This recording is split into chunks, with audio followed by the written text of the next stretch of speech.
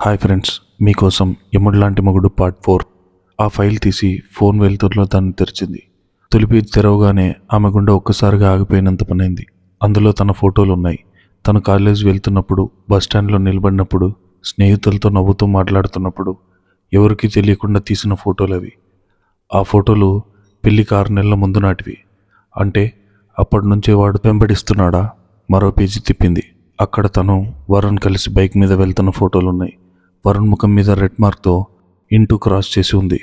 దాని కింద వరుణ్ తాలూకు వివరాలు, అతని అడ్రస్, కుటుంబ నేపథ్యం అన్నీ రాసి ఉన్నాయి. ఆ తర్వాత పేజీలో ఆమె తండ్రికి సంబంధించిన అప్పుల వివరాలు ఉన్నాయి. అంజలి ఆ పేపర్ చదువుతుంటే ఆమె చేతులు వణకడం మొదలైంది. ఆమె తండ్రి అప్పులు ఇచ్చిన వాళ్ళందరి దగ్గరకు వెళ్ళి రఘురాం స్వయంగా ఆ అప్పులన్నీ తన పేరు మీదకు మార్చుకొని తన తండ్రిని ఉద్దేశపూర్వకంగా ఒక అప్పుల ఊబిలోకి నెట్టాడన్న భయంకరమైన నిజం ఆ పత్రాల్లో స్పష్టంగా ఉంది. అంజలి కళ్ళల్లోంచి కన్నీళ్లు దారగా కారుతున్నాయి. నోట్లోంచి వస్తున్న దుఃఖాన్ని ఆపుకోవడానికి ఫోన్ని గట్టిగా పట్టుకుంది. ఏమైంది అంజలి? ఏం చూసావు అని ఫోన్లో ఆందోళనగా అడుగుతున్నాడు వరుణ్. వరుణ్, వాడు మనిషి కాదు, రాక్షసుడు. నన్ను గుడిలో చూసి ఇష్టపడ్డానని అబద్ధం చెప్పాడు. వాడు 6 నెలల ముందు నుంచే నా ప్రతి కదలికను పర్యవేక్షిస్తున్నాడు. కావాలనే మా నాన్న అప్పులను వాడు కొనేసి మమ్మల్ని రోడ్డు మీద పడేసి నన్ను బలవంతంగా తన గుప్పెట్లో తెచ్చుకోవడానికి ఇదంతా ఒక నాటకం ఆడాడు వరుణ్. వాడి కుట్రలో మేమంతా పావులమయ్యాం అని గుండెలు పగిలేలా ఏడుస్తూ చెప్పింది. వరుణ్ రక్తం మరిగిపోయింది. వాడిని బతకనివ్వనంజని, వాడిని నా చేతులతో చంపేస్తాను అని ఆవేశంగా అరిచాడు. లేదు వరుణ్, ఈ ఆధారాలు మనకు కావాలి. ఈ పేపర్స్ ఉంటే వాడి నైజం బయటపడుతుంది. వీటన్నిటినీ ఫోటోలు తీసుకుంటాను అని అంజలి తన ఫోన్తో ఆ పేపర్స్ని వేగంగా ఫోటోలు తీయడం మొదలుపెట్టింది. అదే సమయంలో గెస్ట్ హౌస్లో ఉన్న రఘురాం ల్యాప్టాప్ స్క్రీన్ మీద ఈ దృశ్యాలన్నీ చూస్తున్నాడు. స్టడీ రూమ్లో వాడు అమర్చిన ఇన్ఫ్రారెడ్ కెమెరాలో అంజలి కదలికల్ని వాడికి స్పష్టంగా కనిపిస్తున్నాయి.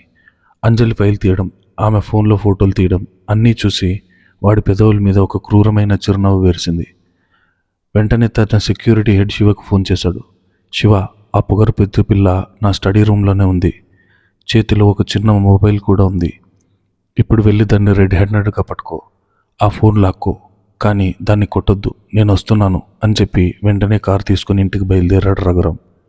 ఇంట్లో హాల్లో ఉన్న శివ యజమాని ఆర్డర్ రాగానే చేతిలో టార్చ్ లైట్ పట్టుకుని నిశ్శబ్దంగా మెట్లెక్కుతూ పై అంతస్తుకు రావడం మొదలుపెట్టాడు. వాడి అడుగుల చప్పుడు కారిడార్లో సన్నగా ప్రతిధ్వనిస్తున్నాయి. స్టడీ రూమ్లో అంజలి ఫోటోలు తీయడం పూర్తి చేసింది. సరిగ్గా అప్పుడే ఫోన్లో ఉన్న వరుణ్కి ఏదో అలికిడి వినిపించింది. అతని మనసు కీడు శంకించింది. అంజలి, ఎవరో మెట్లెక్కుతున్న శబ్దం వస్తుంది. జాగ్రత్త, నీ వెనక ఎవరో వస్తున్నట్టున్నారు అని కంగారుగా అరిచాడు. అంజలి గుండె ఆగిపోయినంత పనైంది. వెంటనే ఫోన్ స్క్రీన్ ఆఫ్ చేసింది. అడుగుల చప్పుడు స్పష్టంగా వినిపిస్తోంది. ఎవరో స్టడీ రూమ్ వైపు వస్తున్నారు. ఇక ఫైల్ని లోపల పెట్టి డ్రా లాక్ చేసే సమయం కూడా లేదు. ఫైల్ని అలాగే టేబుల్ మీద వదిలేసి కంగారుగా గదిలో ఎక్కడ దాక్కోవాలో అర్థం కాక చుట్టూ చూసింది. టేబుల్ కింద దాక్కుంటే ఖచ్చితంగా దొరికిపోతుంది. గదికి పెద్ద ఫ్రెంచ్ విండోస్ ఉన్నాయి. వేరే దారి లేక ప్రాణభయంతో అంజలి పరిగెత్తుకెళ్ళి ఆ కర్టన్స్ వెనుక దాక్కుంది.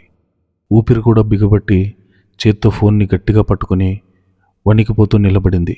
సరిగ్గా ఆమె దాక్కున్న మరుక్షణం తలుపు తీసి లోపలికి వచ్చాడు శివ.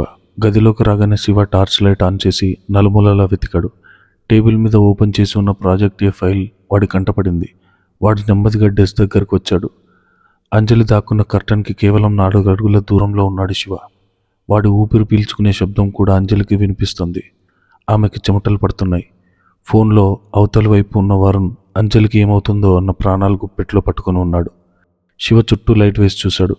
గదిలో ఎవరూ లేకపోవడం వాడికి ఆశ్చర్యం కలిగించింది. సార్, ఇక్కడే ఉందన్నారు కదా, ఎక్కడికి పోయింది అనుకుంటూ టేబుల్ కింద వంగి చూశాడు. ఎవరూ లేరు. కర్టెన్స్ వైపు వాడి లైట్ పడింది. అంజలి గుండె లబ్డబ్బని వేగంగా కొట్టుకుంది. వాడి అడుగులు కర్టెన్స్ వైపు పడుతున్నాయి. 1 అడుగు, 2 అడుగులు. వాడు కర్టన్ని పట్టుకుని లాగబోయాడు. సరిగ్గా అదే క్షణంలో కింద హాల్లో నుంచి వేరే సెక్యూరిటీ గార్డ్ గొంతు వినిపించింది. అన్నా, శివన్న, భాస్కర్ వస్తుంది గేట్ దగ్గర. ఆ మాట వినగానే శివ ఆగిపోయాడు. సార్ వచ్చేశాడా అని కంగారుపడి వెంటనే కర్టన్ని వదిలేసి ఆ ఫైల్ని తీసుకుని డ్రాలో పడేసి లాక్ చేసి గదిలోంచి బయటికి పరిగెత్తాడు. వెళ్తూ వెళ్తూ గది తలుపులు బయట నుంచి లాక్ చేశాడు. శివ వెళ్ళిపోగానే అంజలి కర్టన్ వెనక నుంచి బయటకు వచ్చి నేల మీద కూలబడింది. ఆమెకు ఊపిరాటం లేదు. వరుణ్, నేను బతికిపోయాను, వాడు వెళ్ళిపోయాడు అని ఏడుస్తూ ఫోన్లోనే చెప్పింది. Thank God. అంజలి, నాకు ప్రాణం పోయినంత పనైంది.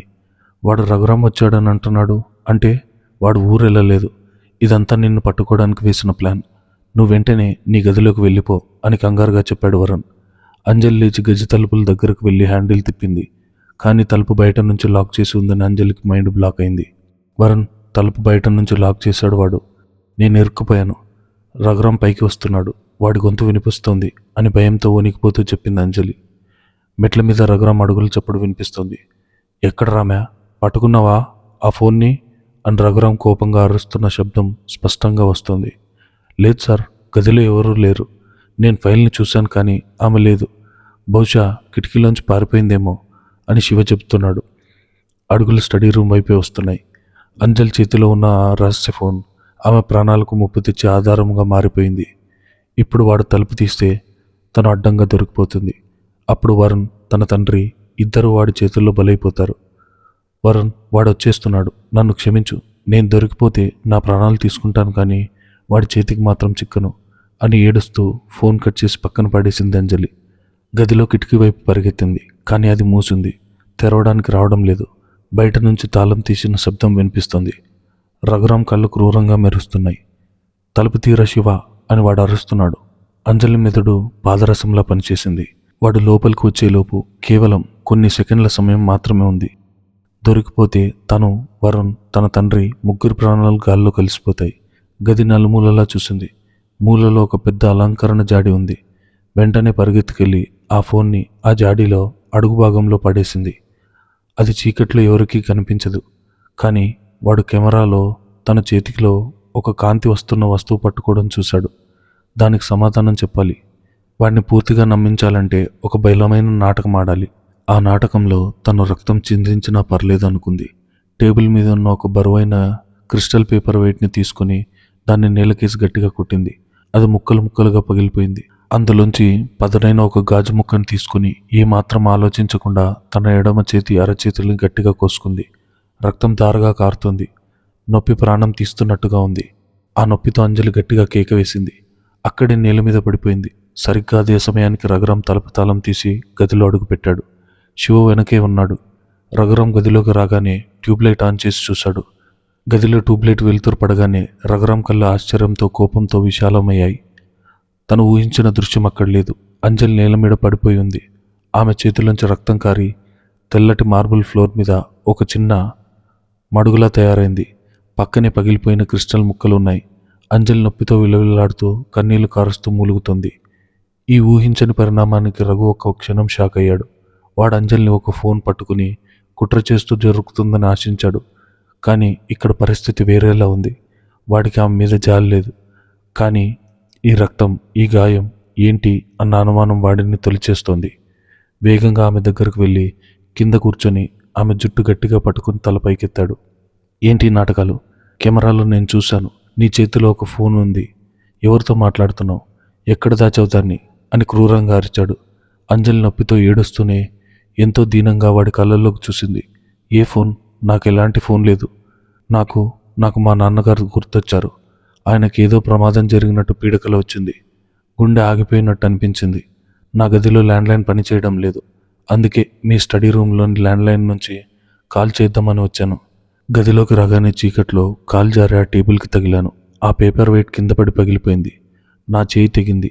నన్ను నమ్మండి, నాన్నతో ఒకసారి మాట్లాడనివ్వండి అని వెక్కి వెక్కి ఏడుస్తూ అమాయకత్వం, భయం కలగలిపిన గొంతుతో అబద్ధాన్ని అద్భుతంగా అల్లింది. రఘురామ్కి ఆమె మాటల మీద నమ్మకం కుదరలేదు. అబద్ధాలు చెప్పకు, నీ చేతిలో ఒక వెలుగు చూశాను నేను. ఆ స్క్రీన్ వెలుతురు ఏంటి అని మళ్ళీ నిలదీశాడు. అంజలి వణుకుతున్న చేత్తో నేల మీద పడి ఉన్న ఒక చిన్న డిజిటల్ టేబుల్ క్లాక్ని చూపించింది. ఆ క్లాక్ బటన్ నొక్కితే అందులోంచి బ్లూ కలర్ లైట్ వస్తుంది. చీకట్లో దారి కనిపించగా ఆ క్లాక్ లైట్ ఆన్ చేసుకుని వచ్చాను. కావాలంటే వెతుక్కోండి, నా దగ్గర ఎలాంటి ఫోన్ లేదు అని కన్నీళ్లతో చెప్పింది. రఘురామ్ వెంటనే లేచి నిలబడి శివ వైపు కోపంగా చూశాడు. గది మొత్తం జల్లడబట్టు. ఎక్కడైనా ఫోన్ దాచిందేమో వెతుకు. ఆ డ్రాయర్, బుక్ షెల్ఫ్, కర్టెన్స్ అన్నీ చెక్ చేయి అని అరిచాడు. శివ గది మొత్తం వెతకడం మొదలుపెట్టాడు. పుస్తకాల వెనుక, టేబుల్ కింద, సోఫా కుషన్ కింద అన్నీ వెతికాడు. అంజలి కింద కూర్చున్న రక్తం కారుతున్న చేతిని పట్టుకుని ఏడుస్తూనే ఉంది. కానీ ఆమె మనసులో మాత్రం ఆ జాడి అడుగున వాడు కళ్ళు పడకూడదు దేవుడా అని ప్రార్థిస్తోంది. రఘురామ్ డెస్క్ దగ్గరకు వెళ్ళి ఆ తాళం వేసిన డ్రాయర్ని లాగి చూశాడు. అది లాక్ చేసింది. ప్రాజెక్ట్ ఏ ఫైల్ సురక్షితంగానే ఉందన్న ధైర్యం వాడికి వచ్చింది. 10 నిమిషాల పాటు గది మొత్తం గాలించిన శివకి ఏమీ దొరకలేదు. ఆ జాడి చాలా బరువుగా ఉండటం, దాని లోపల చీకటిగా ఉండటం వల్ల వాడి చూపులు అక్కడి వరకు వెళ్ళలేదు. సార్, గదిలో ఎలాంటి మొబైల్ ఫోన్ లేదు. ఆమె చెప్తున్నట్టు ఆ డిజిటల్ క్లాక్ మాత్రమే కింద పడి ఉంది. ఫైల్స్ అన్నీ సేఫ్గానే ఉన్నాయి అని శివ చెప్పాడు. రఘురామ్ అహంకారం దెబ్బతింది. తను కెమెరాలో చూసిన దృశ్యం, ఆ టేబుల్ క్లాక్ లైట్ ఒకేలా ఉండటంతో బహుశా అంజలి నిజమే చెప్తుందేమో, తనే అతిగా ఊహించుకుంటున్నానేమో అన్న సందిగ్ధంలో పడ్డాడు. కానీ వాడిలో ఉన్న రాక్షసుడు మాత్రం అంత తేలిగ్గా వదిలిపెట్టే రకం కాదు. మళ్ళీ అంజలి దగ్గరకు వచ్చి కారుతున్న ఆమె నెత్తుడి చేతిని తన చేతిలో గట్టిగా నొక్కాడు. అంజలి నొప్పి భరించలేక గట్టిగా అరిచింది. అది నిజంగానే పీడకల వల్ల వచ్చిన భయమా, లేక నాకు తెలియకుండా నువ్వు వాడుతున్న మెదడా? ఏదైనా సరే అంజలి, ఈ గదిలో అడుగు పెట్టే హక్కు నీకు లేదు. ఇది నా పర్సనల్ స్పేస్. నా పంజరంలో ఉంటూ నా రూల్స్ బ్రేక్ చేస్తే ఈసారి రక్తం నీది కాదు, మీ నాన్నది కారుతుంది అని హెచ్చరించి ఆమెను అక్కడే వదిలేశాడు. శివ, వెళ్ళి ఫస్ట్ ఎయిడ్ కిట్ తీసుకురా. దీనికి కట్టుకట్టి గదిలో పడేసి బయట నుంచి లాక్ చేయి.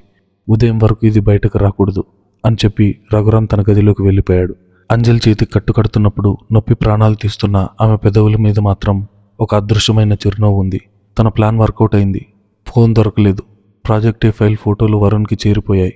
ఇప్పుడు ఆ ఎముడి పతనం మొదలైనట్టే అని ఆమె మనసులో సంబరపడింది. తన ఇంట్లో పన్నిన వల విఫలమైన కోపంతో తన గదిలో వెళ్ళాడు రఘురామ్. టై తీసి విసురుకొట్టి మంచం మీద కూర్చొని తన ఫోన్ తీశాడు. అంజలి నాటకం ఆడుతోందా, లేక నిజంగానే పీడకల వచ్చిందా అన్న ఆలోచనలో మునిగిపోయాడు. సరిగ్గా అదే సమయంలో వాడి పర్సనల్ మొబైల్కి ఒక వాట్సాప్ మెసేజ్ వచ్చింది. అది ఒక అనామక ఇంటర్నేషనల్ నంబర్ నుంచి వచ్చిన మెసేజ్. రఘురామ్ ఆ మెసేజ్ ఓపెన్ చేశాడు. అందులో ఒక ఫోటో అటాచ్ చేసి ఉంది. ఆ ఫోటోను చూడగానే రఘురామ్ గుండె ఒక్కసారి ఆగిపోయినంత పనైంది. వాడి చేతిలోంచి ఫోన్ కింద పడిపోయేంత వణుకు పుట్టింది.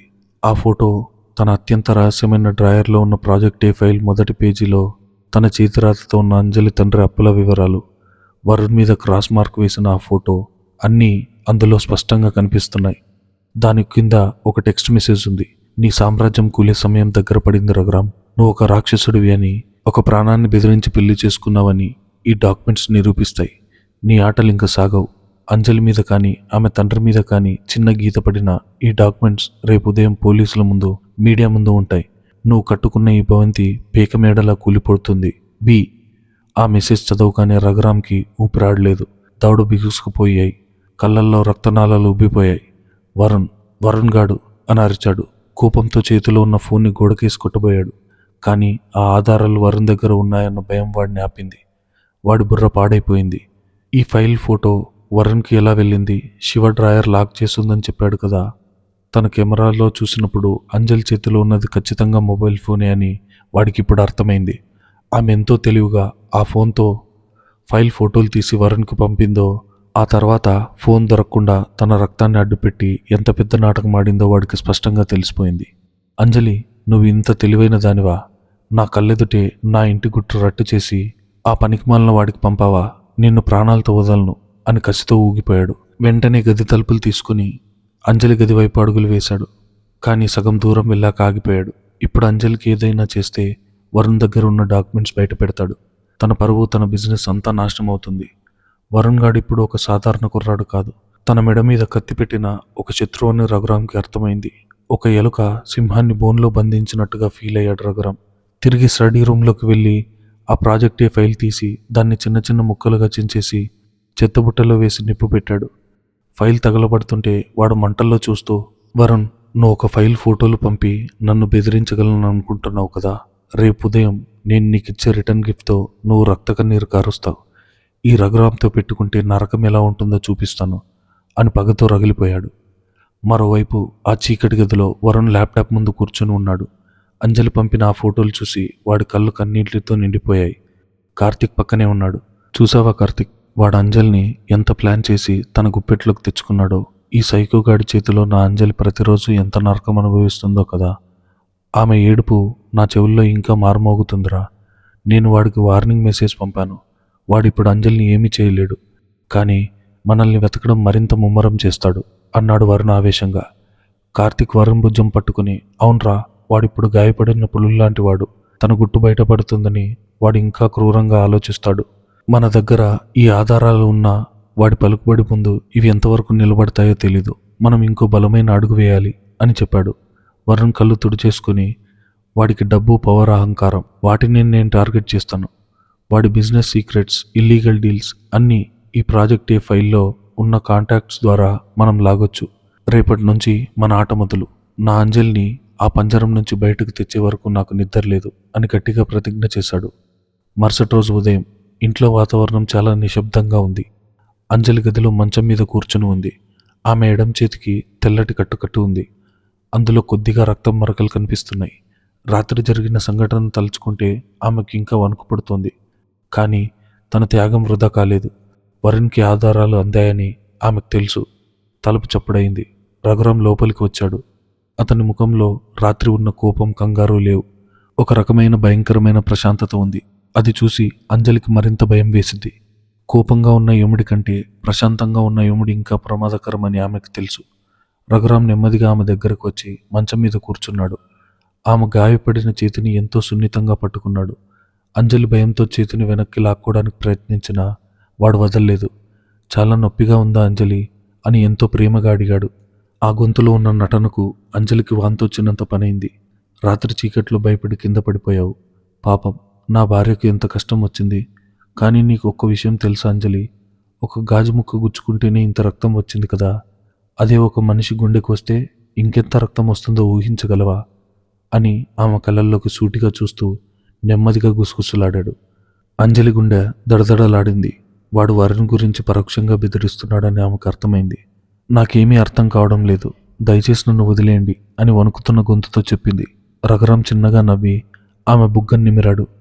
నీకన్నీ అర్థమవుతాయిలే అంజలి. నీ నటన, నీ తెలివి నేను తక్కువ అంచనా వేశాను. నువ్వు ఒక అద్భుతమైన ఆట ఆడావు. ఆ వరుణ్ గాడికి నా డాక్యుమెంట్స్ పంపి నన్ను బెదిరించాలనుకున్నావు. కంగ్రాట్స్, మొదటి రౌండ్లో నువ్వు గెలిచావు. కానీ గుర్తుపెట్టుకో, ఇది చదరంగం. నువ్వు ఒక పావు కదిపితే నేను రాజును కదుపుతాను. ఈరోజు సాయంత్రంలోపు నీకు ఒక గిఫ్ట్ రాబోతుంది. ఆ గిఫ్ట్ చూసాక నువ్వు, నీ వరుణ్ గాడు ఇద్దరూ నా కాళ్ళ మీద పడి ఏడుస్తారు. అప్పటి వరకు ఈ గాయాన్ని చూసుకొని మురిసిపో అని క్రూరంగా నవ్వి అక్కడి నుంచి వెళ్ళిపోయాడు. అంజలికి ప్రాణాలు గాల్లో కలిసిపోయినట్టయింది. వాడు తన ప్లాన్ని కొనిపెట్టేశాడు. ఫైల్స్ వరుణ్కి చేరిన విషయం వాడికి తెలిసిపోయిందని అర్థమైంది. వాడు ఇవ్వబోయే ఆ రిటర్న్ గిఫ్ట్ ఏంటో, వరుణ్ ప్రాణాలకు ఎలాంటి ఆపద ముంచుకొస్తుందో అన్న భయంతో ఆమె గుండె పగిలేలా ఏడవసాగింది. వెంటనే బాత్రూంలోకి వెళ్ళి కుళాయి తిప్పి ఏడుస్తూనే వరుణ్కి కాల్ చేయాలనుకుంది. కానీ రాత్రి తన ఫోన్ని స్టడీ రూమ్లోని జాడి అడుగున దాచేసింది. ఇప్పుడు ఆ ఫోన్ తన దగ్గర లేదు. వరుణ్ని అలర్ట్ చేయడానికి తన దగ్గర ఎలాంటి మార్గమూ లేదు. తను పూర్తిగా నిస్సహాయురాలిగా మారిపోయింది. రఘురామ ఆ మాటలు చెప్పి గదిలోంచి వెళ్ళిపోయినప్పటి నుంచి అంజలి ప్రాణాలు గాల్లో తేలుతున్నాయి. సూర్యాస్తమయంలోపు నీకు ఒక రిటర్న్ గిఫ్ట్ వస్తుంది. అది చూసి నువ్వు, నీ వరుణ్ గాడు ఇద్దరు రక్త కన్నీరు కారుస్తారు అన్నవాడి మాటలు ఆమె చెవుల్లో మృత్యుగంటికల్లా మోగుతూనే ఉన్నాయి. తన వల్లే కదా వరుణ్ ఆ ఫైల్స్ చూశాడు. తన వల్లే కదా వాడు రఘురాంని బెదిరించాడు. ఇప్పుడు ఆ రాక్షసుడు ఎలాంటి కుట్ర పన్నుతాడో, ఎవరి ప్రాణాలు తీయబోతున్నాడో అన్న భయం అంజలిని నిలువెల్లా వణికిస్తుంది. ఎడం చేతికి ఉన్న కట్టు రక్తం మరకలతో ఎర్రగా ఉంది. చేతి నొప్పి కంటే గుండెలో ఉన్న భయం, వేదన చాలా ఎక్కువగా ఉన్నాయి. ఎలాగైనా వరుణ్కి కాల్ చేసి వాడిని అలర్ట్ చేయాలి. వాడికి ప్రమాదం పొంచి ఉందని చెప్పాలి. కానీ ఎలా? ఆ ఫోన్ నిన్న రాత్రి ఆ స్టడీ రూమ్లో జాడి అడుగున పడేసింది. గది బయట తాళం వేసింది. పైగా శివ అక్కడే కాపలాగా ఉన్నాడు. అంజలి కిటికీ దగ్గర నిలబడి బయట ప్రపంచం వైపు శూన్యంగా చూస్తూ ఉంది. తన అస్తిత్వాన్ని, తన అదృష్టాన్ని నిందించుకుంటూ ఉండిపోయింది. మధ్యాహ్నం భోజనాల సమయం. ఇంట్లో వాతావరణం ఎప్పట్లాగే ప్రశాంతంగా ఉంది. రాజేశ్వరిదేవి, మామగారు డైనింగ్ టేబుల్ దగ్గర కూర్చొని ఉన్నారు. రఘురాం ఎంతో ప్రశాంతంగా ఏమీ ఎరగని అమాయకుడిలా అన్నం తింటున్నాడు. అంజలి వణుకుతున్న చేతులతో వడ్డిస్తోంది. సరిగ్గా అదే సమయంలో హాల్లో ఉన్న ల్యాండ్లైన్ ఫోన్ మోగింది. రాజేశ్వరిదేవి వెళ్ళి ఫోన్ తీసింది. హలో అంది. అవతల వైపు నుంచి అంజలి తండ్రి వాయిస్. ఆయన వెక్కి వెక్కి ఏడుస్తున్నాడు. వియ్యపురాలు గారు, నా బతుకు నాశనం అయిపోయింది. నా కొడుకు సూర్యని పోలీసులు అరెస్ట్ చేసి తీసుకెళ్ళిపోయారమ్మా అని బోరున విలిపించాడు. ఆ మాట వినగానే రాజేశ్వరిదేవి చేతిలోంచి రిసీవర్ జారిపోయినంత పనైంది. ఏమంటున్నారు వియ్యంకుర్ గారు? సూర్యబాబుని అరెస్ట్ చేయడం ఏంటి? వాడు ఎంతో బుద్ధిమంతుడైతే అసలు ఏమైంది అని కంగారు పడుతూ అడిగింది.